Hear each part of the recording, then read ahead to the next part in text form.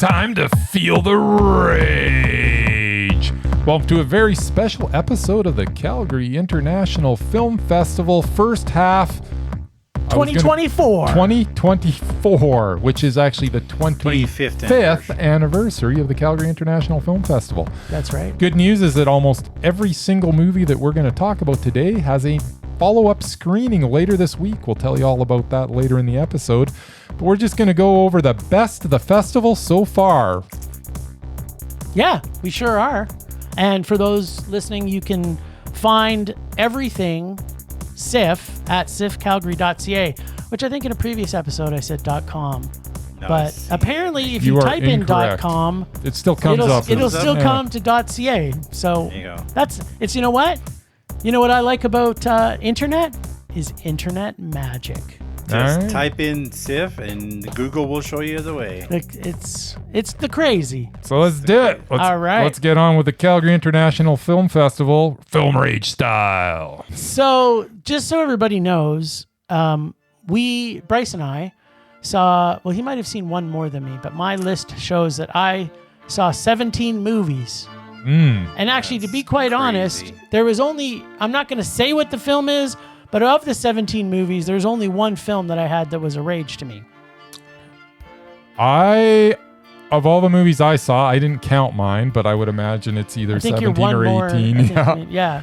I only had one rage as well. So Calgary International Film Festival is bringing it this year. Yeah, totally. And as a percentage of Mondos, to me, for my numbers, it's pretty high. Yeah, well, mine's going to be about the same because you've got one Mondo that I don't. And I think we pretty much agree on the rest of the Mondos. A lot of them, yeah, for sure. And I think you had one that I didn't see. One that you didn't see, yes. All right, so my first Mondo, which surprised me significantly, was the opening gala, The Thicket. I absolutely love this film. Normally, I do not like Westerns, but when you have two titans of the screen on either end of the chase, you have a story worth watching. Peter Dinklage is outstanding in this, and this is also my further pitch that I personally think that Juliette Lewis is mesmerizing. I freaking love every single thing she's in, and she is at her absolute best playing a woman that wants to be a man, I think, maybe. Is that what the deal was? I don't know. Yeah. So this was a to-be-tastic Mondo for me. Her name was Bob, anyway. Yeah. Or Bill, sorry. And Bill. Billy. Bill Bob. I think it might be short because I think they did sort of. Her name is Wilhelmina. Wilhelmina, there you go. Right. So, there's so much going on in this film, but it is just a slow-driven Western, which again I don't like, but I love the characters. I loved all the characters, and I thought the characters were all well developed. So. Yeah, it was good. It wasn't great. I really enjoyed the performances. There's no question. The performances were outstanding. Not from just those two leads, but from everybody in it. And even lead singer of Metallica, James Hetfield, he's in there as well, and he was actually really quite good. Yeah. I don't think I was surprised by it, but I was happy that he was as good as he was in it.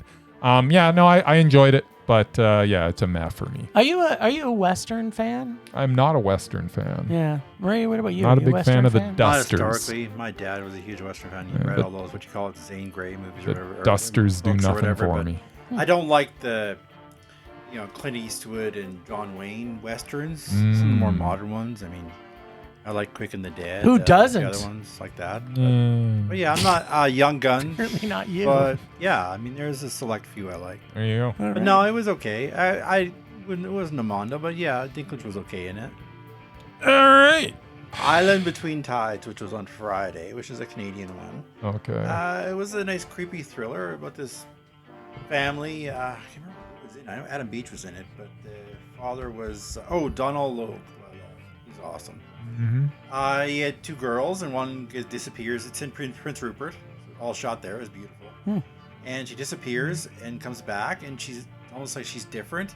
Then jumps ahead 20 years, and it's this weird like time warp thing with this island. It was really creepy. I liked it. It was good. What was it called? The Island Between Tides. All right. So this one is my absolute favorite film of the festival. It's called My Favorite Cake.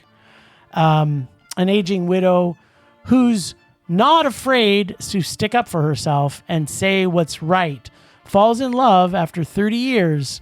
This made me smile, and I mean wholeheartedly smile through this entire movie, and could be the greatest love story ever told up until it became the saddest love story that's ever been told. This movie, I just kept going, no matter what happens in this movie, by the time it got to the end, I was like, this could not be any better of a movie. And then it surprised me, and it became a better movie than I thought it was going to be. This was an amazing movie. It was also Mondo for me. My Favorite Cake is the best film of the festival. I will be super, super pleased if something can outdo it, but I do not see it. The performances are tremendous. The story is both uplifting and heartbreaking all at the same time. I've never been... And the way that it ends is just so... It's just a beautiful, beautiful film. People go see this. We'll tell you... At the end of the podcast, we're going to tell you exactly when to see these movies coming up. Yep, absolutely. Unstoppable. All right. Which has Jennifer Lopez in it, produced by the Affleck/Damon group. Mm-hmm. Don Cheadle plays the coach. Basically, it's a guy who I think was born with only one leg. I don't know if he was born with one or something happened, but he only has one leg. But he's an amateur wrestler, and he's a damn good one. He's like championship in his high school. Basically, he kicks the ass of basically guys with two legs. So he wants to go to Arizona State University, but he can't get a full scholarship because they pass him over. So he walks onto the team, works twice as hard as anybody else, and makes the team and becomes one of the nation's best wrestlers. It's a real guy. And does he win at the end? Is it Rocky 1 Is it Rocky 1 or Rocky 2? It's Rocky 1 and Rocky 2. Oh, it's like combined. Basically, he loses to the same guy twice. Is it Rocky 3? And then he beats the guy. So it's Rocky eventually. 3 then. So it's kind of Rocky 3? It's Rocky 1 and Rocky 2. Because he loses to the with guy. A sprinkling of Because Rocky at the 3? end of Rocky 1, he loses. And then in Yeah. Rocky 2, he beats him. That's what, I mean, it's two of them. And ironically, some of the movie takes place in Philadelphia, and this kid goes to the Rocky statue. Of course, and stands in the cement footprints of Stallone or whoever I guess put them there. So there's a Rocky tie-in. But anyway, of course there is. It's a true story of this guy who basically overcame the odds, and his mom, played by Jennifer Lopez, has a douchebag of a husband, Of course. played by Bobby Cannavale, who has he ever played a nice guy? Like seriously, He has. like, Yeah. not very the damn often. The station agent. He was like an extremely 90% nice of things guy. I've seen him in, he plays a complete. He's probably the dirtbag. nicest guy that's ever been. in Yeah, that but he station likes agent. to play dirtbags, and he played a really good one this one. Anyway, so she Put has- up with Peter so she Dinklage's has, crap like- in that movie. She has like 6 kids, and like they're gonna foreclose on her house, so she has to find a way. So it's inspiring all around. And Okay, so this one I know Bryce and I did not agree on. Okay. But my favorite, maybe not the favorite animation, but Flow. So, in my opinion, some of the most beautifully animated scenery with possibly the worst detail for animation for our lead animals. Yep. I think intentionally designed. Definitely done that Yeah, way. as they are just representatives of their species, and they come together and go with the flow to survive a flood together, where every creature is cute and adorable and does all the things we know and love about these animals. I smiled and I laughed all the way through this film. It's so heartwarming. And if you like animals in any way, shape, or form other than just eating them, this movie should be Mondo for you. But for whatever reason, I really, really enjoyed it. I really did. And honestly, I was not looking forward to seeing Flow. I just wasn't, and maybe it was because, well, it was. I looked at the animation on the trailer and I was like, well, what the heck is this?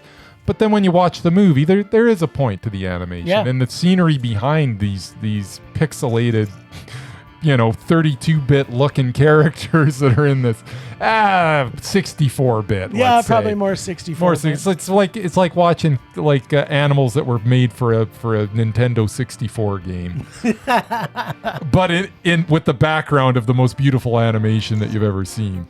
But yeah, it was a very good movie. It was so much better than I thought going in. I was pleasantly surprised. I think that anybody that goes to this will really enjoy it, and you should absolutely see it. Yep, totally. But it was a high man. It was a super. It also runs again. Yeah. Yeah, We're gonna have the whole. We're gonna list. have the whole list at the end. But they're Merman. That's right. All right, now what do you got, Murray? The next one is also a Mondo. Nice. Excellent. It's called A Different Man Yes. with Sebastian Stan. Sebastian Stan. Wasn't he in those superhero movies? He was one of those superhero guys. Yeah. And Jim will Sounds especially enjoy horrible. this one because there's some male nudity in this one. Nice. I think the he way was- It should be. What was he? He He was like basically- Iceman or something. Yeah, he plays like an elephant man dude who's, he's got some facial deformity, and then there comes some kind of a, I don't know if it's an But injection or a Sebastian pill. Stan so pretty. Yeah, but this pill thing makes him pretty. Oh. It's like that substance thing. Oh. the like substance there's- for Stans. Yeah, and but as he becomes a beautiful man, Uh-huh. his life gets worse. Of course. Oh yeah, Like he most just- beautiful people. It downward spirals. Yeah. Now that he's like this hot Those dude, beautiful people. his life it doesn't. They don't work get out any of the way breaks. he thought it would. So yeah, it's dark comedy. It was funny and weird, and yeah, I loved it. He was great in it. Nice. All right. Micro budget. Micro Really? budget. Really, Yes. Yes. What are you shaking your head at, because I Merman? saw parts of it. It looks so stupid. It's got kind of a doc footage feel Yep. of a micro budget sci-fi movie Yes. with a ton, and I mean a ton of cameos. So many cameos. and Delicious cameos. and the director. Real famous people. Yes, Yeah. real I thought famous it was people. like a small budget. Like it thing. was. Seal. Everybody worked for SAG though. Yeah. SAG minimum. No, I mean That's like right. $200 a I day, mean, baby. like unknown I think it was $250. actors working for like. Oh, it was 200. He said non-scale. 200. 200. That was in the Q&A afterwards. They're like, Oh. so did everybody work for the minimum? They're like, yeah, they did. Everybody. The director in this is a complete idiot, racist, sexist, complete moron. I laughed all the way through this.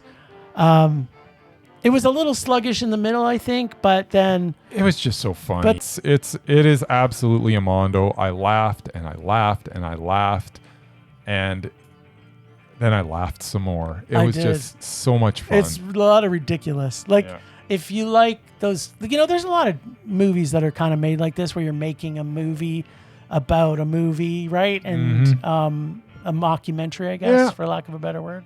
Yeah, Um, but yeah, this was just so well done. Did they actually talk about? Because was it the director or the writer that was there? The director was there, who I believe also co-wrote the script, and one of the producers was there. Awesome. So did they say how much they made the film for? Did someone ask them that? Somebody might have, and they might have said, and it was darn little. It was micro budget. It was a micro budget. Nice. Secret Mall Apartment. This was produced by Jesse Eisenberg, but really has nothing to do with him. It's about these bunch of people in Providence, Rhode Island. Basically, their neighborhood gets torn down to build this big-ass mall, and they're all artists. They're struggling artists or just artists. I think a couple of them are teachers. And yeah, they're wandering around the mall, and they find this like hidden space in between the walls where they can actually hang out. And they slowly start bringing furniture up this steep fire escape, like full couches and cabinets, till they have an entire apartment and they hang out there. It's a real story. They have news clips and stuff. Whoa. All right. So the other animated film that made my Mondo list is Grand Theft Hamlet. I can't say enough about how this is the most creative thing to come out of the pandemic. We've seen a lot of movies that come out of the pandemic, and they're all terrible. Well, They're not they're not all all terrible. but there's a lot of stuff that's you can kind of tell it's pandemic filmed. This one, because they wear a mask the whole freaking movie. yeah, Some of course. them, yeah, not all of them. yeah. Doing a doc inside the game Grand Theft Inside Auto the online universe of Yeah. Grand Theft Auto, yeah. about doing a live stage play inside GTA. It was funny and creative and never seen anything like it. I couldn't believe that somebody hadn't done it up until this point. I love this film. It's so good. Yeah, Grand Theft Hamlet is such a creative film. It is like nothing I've ever seen before. I can't believe that you could make a movie within the video game, and just basically you're just seeing screenshots of them doing whatever in Grand Theft Hamlet. But But they're it's like a putting free together run. putting together a play, trying to get people in on it. But yeah, if you play the game, there's other characters like cars driving by. There's like people to interact. Well, that's why they had to get people to do security, so that they had kept other people away from the performance. That's right. So they had to come with scenarios where they would be by themselves on the top of blimps. CP characters as security guards. Yes, it was so well done. They had one that Merman. wasn't a good actor. He didn't feel he was a good actor,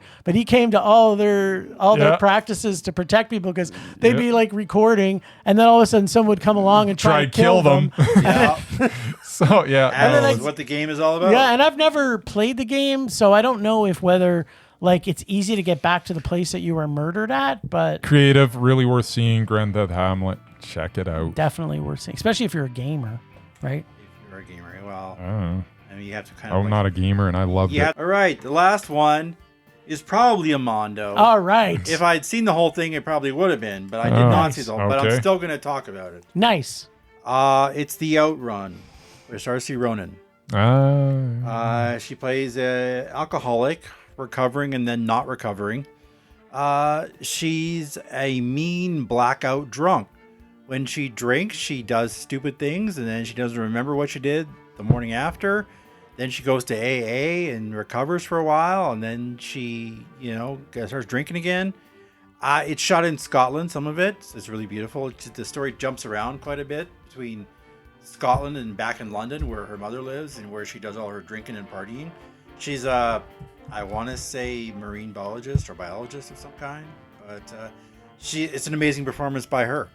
It's just, I went to see it on this like the Sunday morning, and it was just really intense. So you couldn't take the intensity. I couldn't take the Sunday 2-hour ride, but I was there for most of it. But yeah, it was really good. I don't know if it runs again, but sorry, what's it called? The Outrun. The Outrun. The Outrun. Probably doesn't run again. Murray outran the Outrun. It outran me. There you go. Outrun is also a game, by the way. Oh, do you have to get drunk and? No, you drive a Ferrari on the road. Oh, well, it's like a racing game. That sounds like a terrible movie. No, it's an awesome game. Oh, okay. But the movie The Outrun is not about driving. I've heard it's one of the best drinking. Of the year, so if you see it, you probably will think it's a Mondo. Oh, I probably will. It's probably coming out in you'll be rotation. You'll be pleased to know it is playing again, Mur. There you go. All right. Family therapy. A family that from the beginning of the film to the end went from a family not aligned to the end by random acts, I'm going to call them random acts of family, and a significant amount of absurdity got through their therapy. I had no idea what was going to happen next in this film, which made me love it even more. There is a bunch. It is dead dry humor. It is one of those ones that you'll be thinking about for years to come, this film. Family therapy was just excellent. It kind of sneaks up on you. It starts and it's funny right off the bat, and then it actually just keeps on getting better from there. By the end of this movie, I was like, wow, that was an experience. I absolutely adored this movie. Everybody in it was fantastic.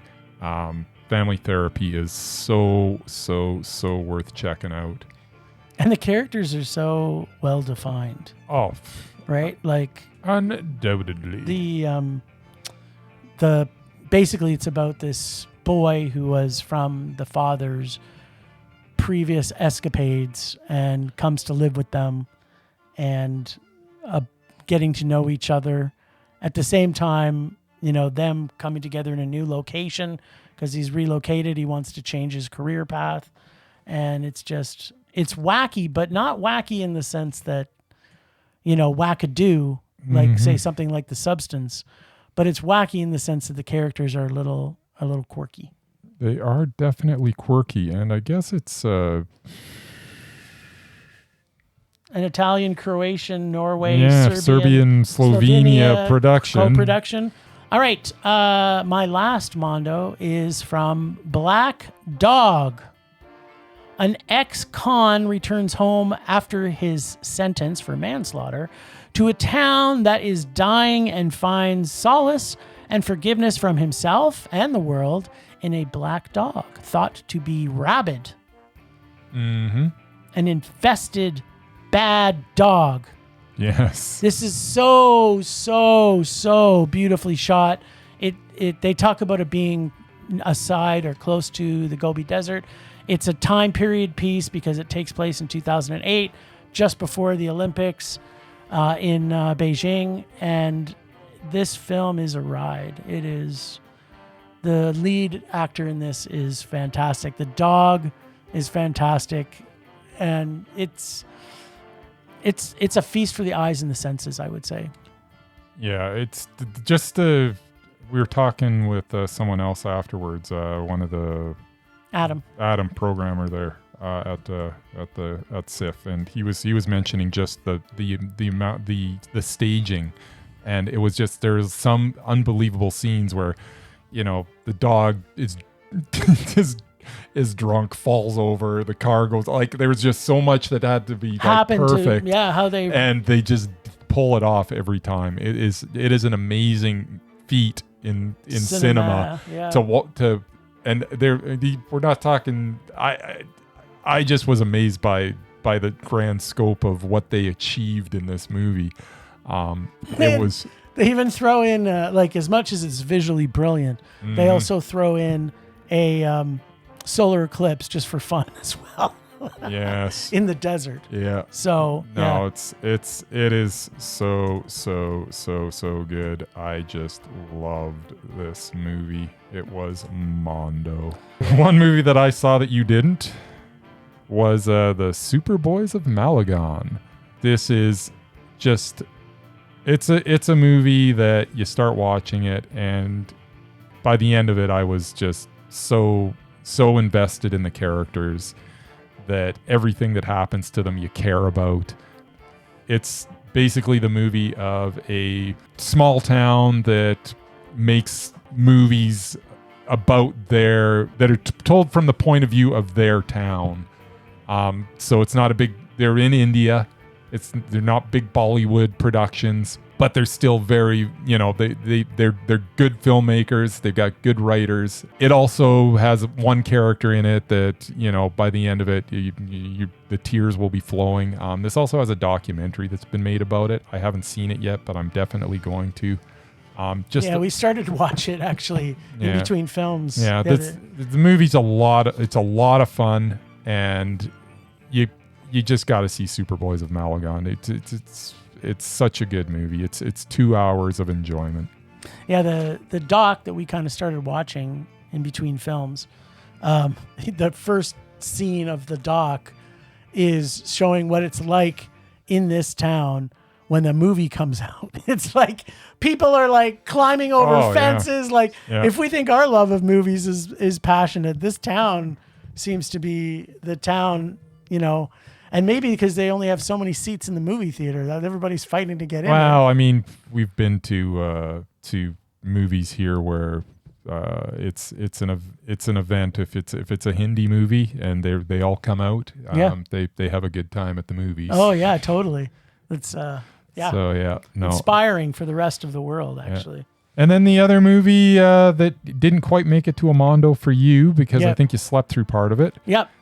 is Pierce, which is a Poland, Singapore, Taiwan co-production. The primary language in it is Chinese, Mandarin Chinese. It is just a movie about these two brothers. One may or may not have done something really bad in the past. The other one, and he goes away for a while. He comes back, and it's just the connection between these two. And it's such a powerful movie. I really enjoyed the arc of both of these characters. It's got kind of a bonkers ending, but it's worth the wait. The wait for the ending's great, but just the slow build of the story and the trust that has to be reconnected between these two. It's just so well done, beautifully filmed. Yeah, if you get a chance to see Pierce, it will also be playing later in the week. So we'll talk about that real soon here. In fact, maybe even now. Or we are actually just about to talk about that. All right. So for all these movies, the only one that we've talked about was just that does not have a second showing is The Thicket. But I would imagine that's going to be coming to It theater already near opened in the U.S. like 2 weeks ago. And it already opened in the U.S. like 2 weeks ago, according to Murray. So yeah, Superboy Amalgam, Wednesday, September 25th at 6 p.m. It is playing at the Globe Up. If you are in Calgary, go check that out. Yeah, depending on when you listen to this podcast, if you listen to it right away, you can get in real quick. My Favorite Cake is playing Thursday. That would be the 26th. Correct. At 7:15 p.m. at Chinook Center. We also have Unstoppable, Merman's recommendation, also playing at Chinook Thursday, September 26th at 6:15 p.m.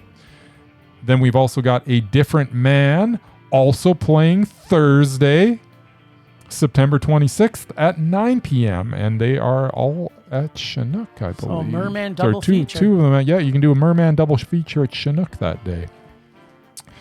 Then from there, we've got Grand Theft Hamlet. It is playing Friday, September 27th at 6:15, Globe Down. We've got Family Therapy, Friday, September 27th, 9:30 at Chinook. Also on that day is The Outrun, recommended by the Merman, Friday, September 27th at 6:15, also at Chinook. And then on Saturday, we've got some showings as well of the movies that we reviewed. Flow, the animated movie that Jim absolutely adored, Saturday, September 28th, 4 p.m., Globe Up. And Black Dog is also playing Saturday, September 28th at 9:30 at Chinook.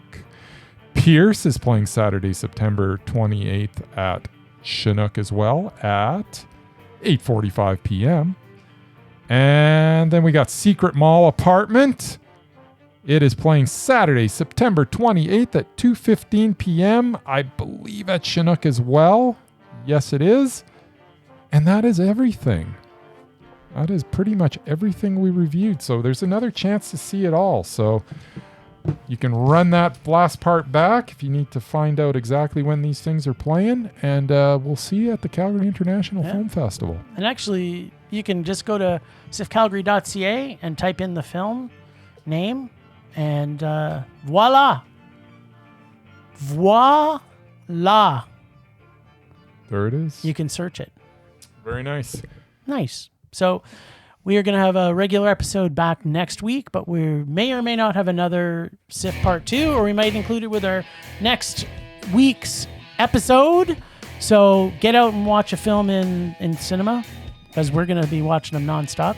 Thanks, Ragers, for listening. Thanks to the extended Film Rage family who you can find in our show notes. Thanks to Casey from The Nerdy Photographer for the voice of Rager Dare, who will be back not next week, but the week after. Find us on social media everywhere at Film Rage YYC. Check out everything Film Rage at filmrageyyc.com, including our merch site for Redbubble and TeePublic. We always want to make this a raging blast for all listeners. So please comment, like, and subscribe, and send us emails to filmragecalgary@gmail.com. Dare us to see terrible movies to fuel our rage, or be like some of our nice listeners that dare us to see fantastic movies. But no matter what you do, please, please, please, pretty please, please, please, make us a rage. That's it for this week. At SIF, rage on. Rage on.